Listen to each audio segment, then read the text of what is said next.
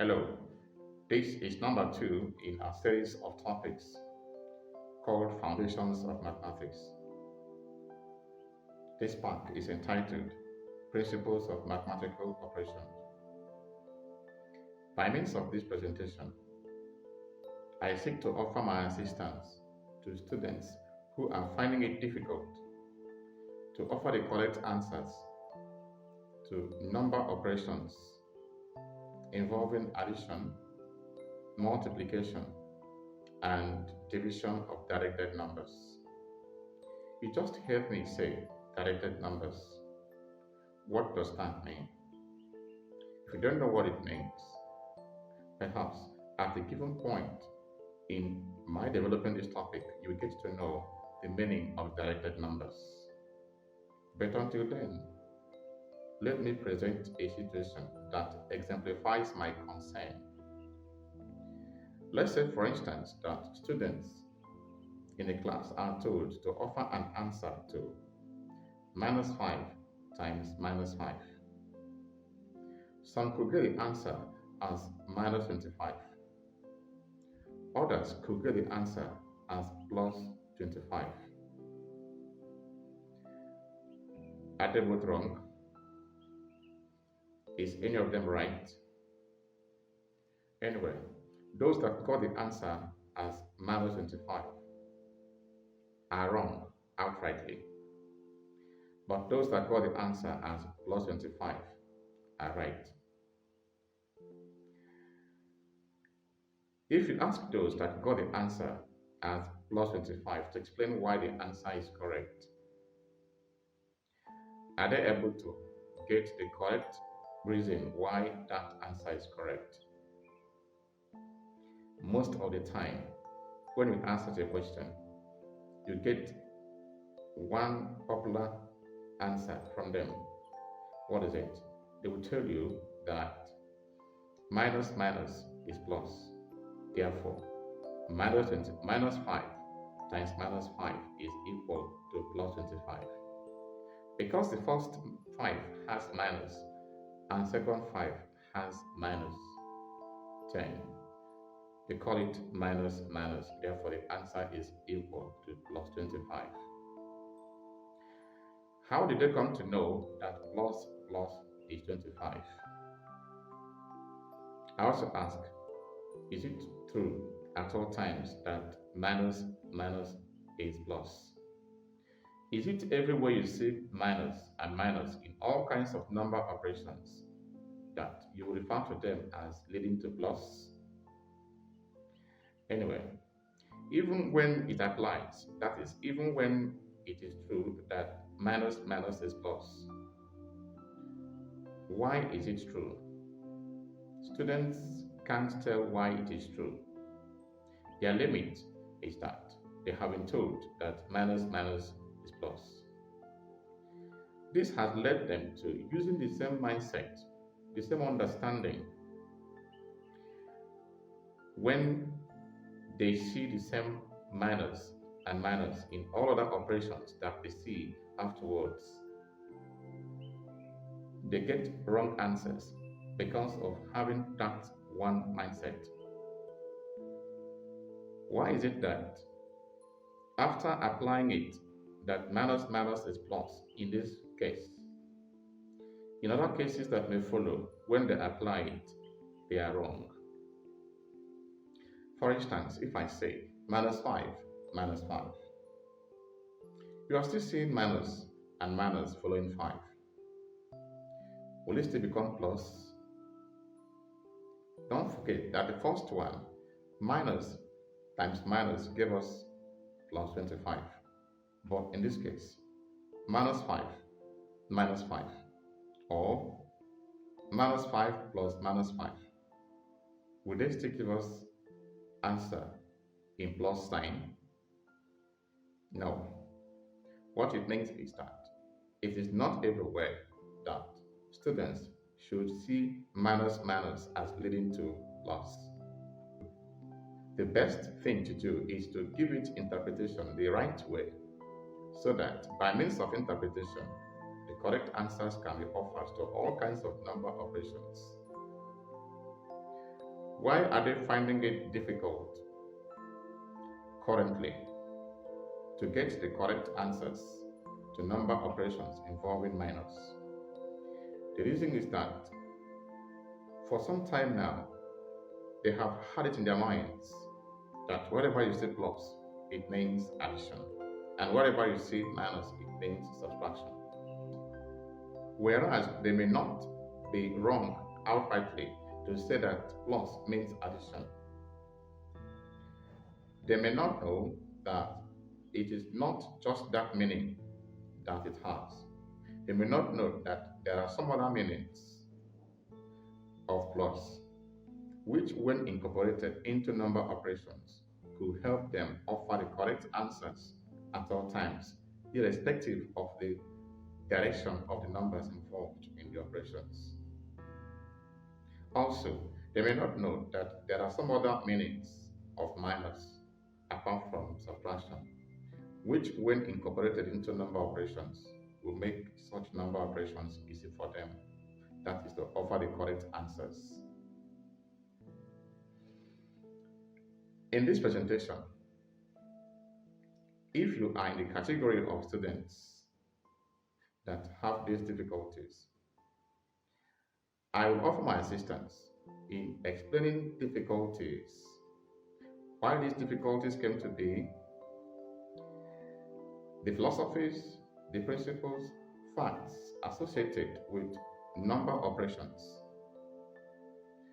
Please, section by section, pay attention so that you get to understand how all these facts, which will emerge, serve as links of one straight chain towards making a whole lot of meaning in carrying out number operations successfully.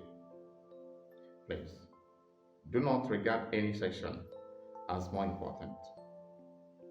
Don't regard any section as independent of other sections. They are all interdependent.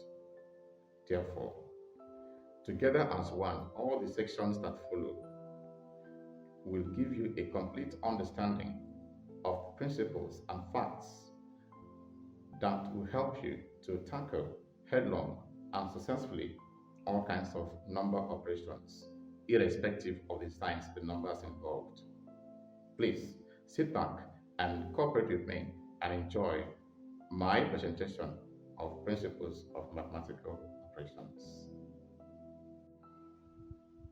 What is a number? What is a numeral? In what way are they different from each other? How did numbers grow into what we see today as modern mathematics?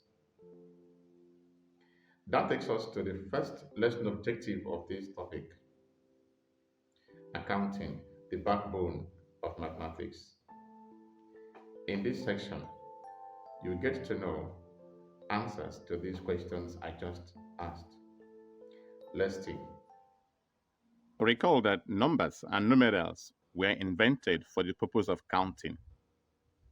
The implication is that these numerals and numbers were for counting items, possessions of man.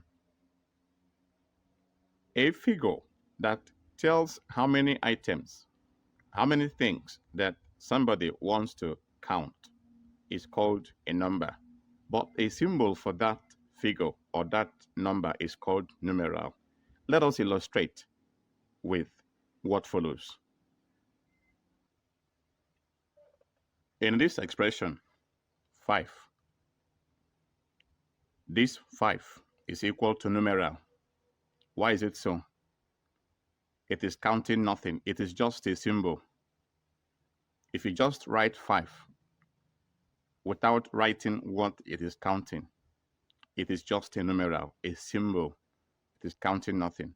But compare it with second example. In the expression 5 apples, the 5 is equal to a number. That is, the 5 is a number. Why? In contrast with this 5 is a number, not just a numeral. Why? Here, 5 is now counting something. 5 is now telling us how many apples that we have. Because this 5 is counting something, not just reading alone, it now has an added meaning and a different name. No longer a numeral, it is now called a number.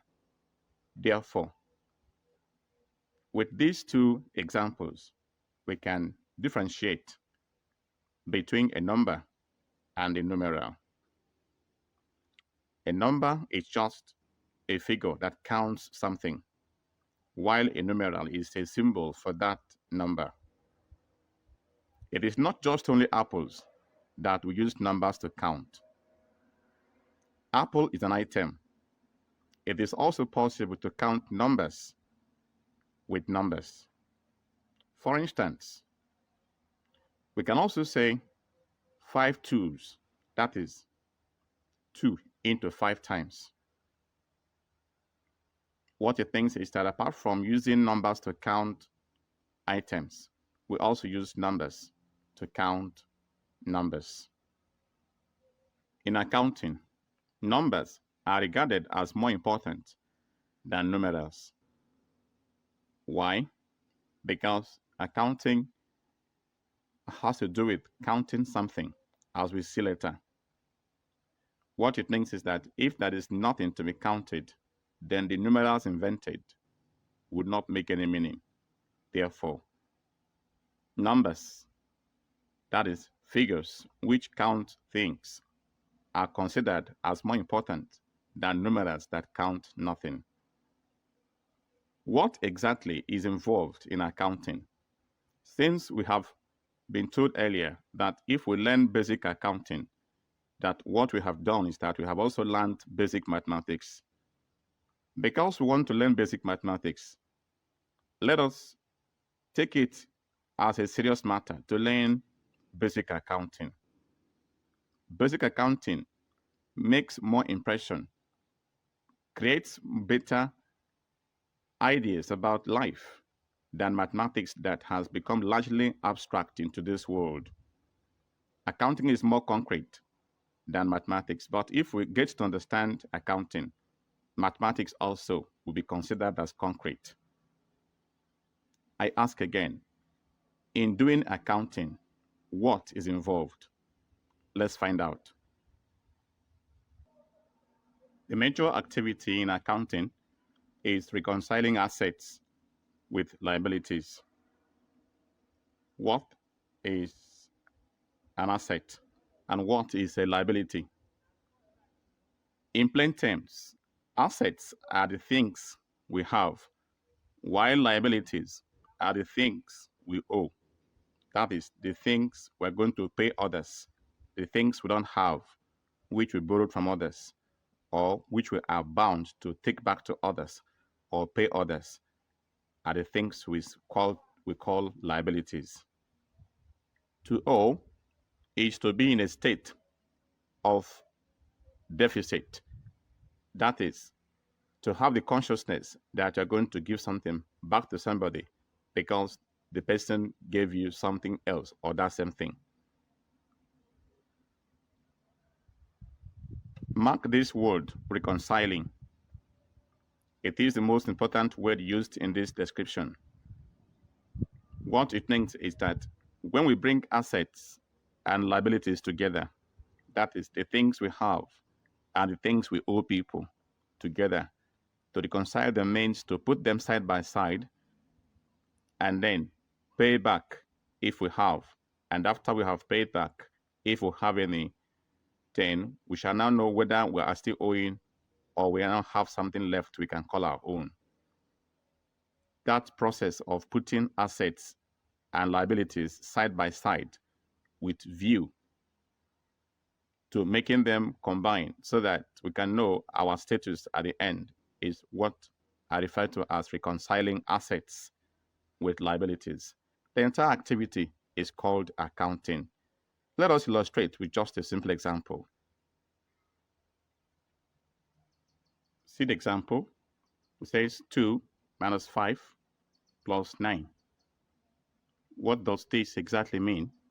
See what it means. This 2 is plus 2. This 9 is plus 9. And this 5 is minus 5. Please notice how this number operation, which is reconciling assets with liabilities, turns out to be. See the example. It says 2 minus 5 plus 9. What exactly does this mean? That is an example of reconciling assets with liabilities. Later, we learn that minus precedes a number that shows what we owe, while plus precedes a number that shows what we have. And when nothing comes before a number, it simply means plus. Therefore, this 2 without a sign is plus 2. What is happening in this square bracket? In fact, what is happening in these two square brackets? We are trying to explain what is happening here in reconciliation of assets with liabilities. Don't forget that in doing accounting, we bring assets side by side with liabilities. And then, when this is done, we reconcile them. What are the assets in this expression? Any number that is preceded by plus is an asset. That means that 2 and 9 are assets. So this first square bracket encloses numbers which show assets, which means that plus 2 and plus 9, that is, I have 2 and I have 9. So the things I have are called assets. Then this minus 5 is what is in second bracket, square bracket. This comma shows that they are separate. The reconciliation takes place in our mind. Minus 5 shows that I'm owing 5. So plus 2 and plus 9 are the assets, while minus 5 alone is the only liability. It does not mean that in every case of reconciling assets with liabilities, that we must have 2 assets and 1 liability. There is no rule as to how many assets we bring into reconciliation with the number of liabilities that we have. So far, we understand how this became these two. Now, having had this one as the asset and this one as the liability, what is next? Let us combine all our assets first. We have 2, we have 9. That means altogether we have 11. And then this 11 is the total of our assets. Then this minus 5, that is owing 5, is our only liability. Therefore, out of this, we have these 2. I hope you followed what I did to bring this to become this. I believe you did. Now, this plus 11 means having a total of 11. And this minus 5 means owing a total of 5. Remember that the same person is the one having 11 and also owing 5. It is time for reconciliation, final reconciliation. I have 11, I owe 5. If I pay the 5 from this 11 I have, I will still be left with 6. That 6, is it what I'm still owing or what I have? Obviously, it is what I have. This is why I put plus here, to show that this 6 is still what I have after paying the 5. At this point in time, we've had a preview of reconciling assets with liabilities. This is an accounting process, and beautifully enough, this is also a number operation. What it means is that accounting is the embryo that gave birth to number operations we have today. Therefore, in learning the principles of number operations or mathematical operations, we learn accounting, basic accounting. Let's make progress. As we continue, just note that this basic number operation is the beginning of mathematics. So if you joke with it, you are joking with mathematics, which you so desire to achieve many other things in your life.